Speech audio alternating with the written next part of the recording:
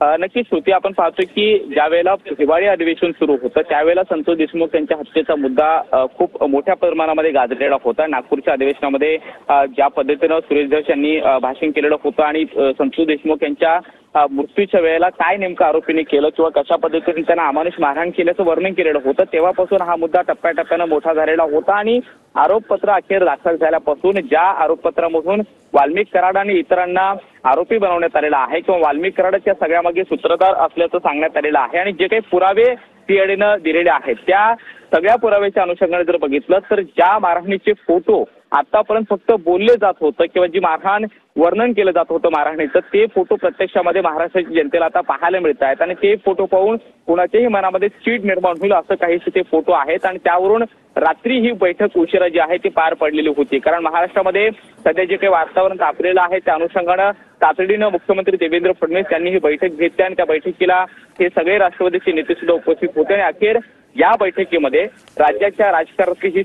सगळ्यात मोठी घडामोड घडवणारी ही निर्णय जो आहे तो घेण्यात आलेला आहे आणि मंत्री धनंजय मुंडे यांना राजीनामा देण्याच्या सूचना मुख्यमंत्री देवेंद्र फडणवीस यांनी रात्री दिलेल्या होत्या आणि त्यानुसार धनंजय मुंडे यांचा आज राजीनामा होणार असल्याची माहिती मिळते आहे। थोड्याच वेळामध्ये धनंजय मुंडे यांच्या माध्यमातून त्यांचा एक माणूस त्यांचा राजीनामा घेऊन मुख्यमंत्री देवेंद्र फडणवीस यांच्यापर्यंत पोहोचेल आणि त्यांचा राजीनामा जो आहे तो मुख्यमंत्र्यांना सुपूर्द करेल। मात्र राज्याच्या राजकारणात सगळ्यात मोठी ही घडामोड म्हणावी लागेल, कारण 9 डिसेंबरला संतोष देशमुख यांची निर्घृणपणे हत्या झालेली होती आणि तेव्हापासून अनेक राजकीय आरोप प्रत्यारोप आपण पाहिलेले आहेत आणि या सगळ्यामध्ये वाल्मिक कराड हा मुख्य सूत्रधार असल्यामुळे आणि तो मंत्री धनंजय मुंडे यांचा निकटवर्ती असल्यामुळे धनंजय मुंडे यांच्या राजीनाम्याची मागणी सातत्याने विरोधकांनी लावून धरलेली होती। वेगवेगळ्या पातळीवरून ही मागणी जी आहे ती लावून धरलेली होती आणि अखेर जी काही परिस्थिती आता निर्माण झालेली आहे किंवा जे काही फोटो संतोष देशमुख यांच्या मारहाणीचे समोर आलेले आहेत ते पाहून महाराष्ट्राच्या राजकारणात किंवा महाराष्ट्रामध्ये जी आता सध्याची जी काही चीड निर्माण झाली लोकांच्या मनामध्ये ती पाहता आणि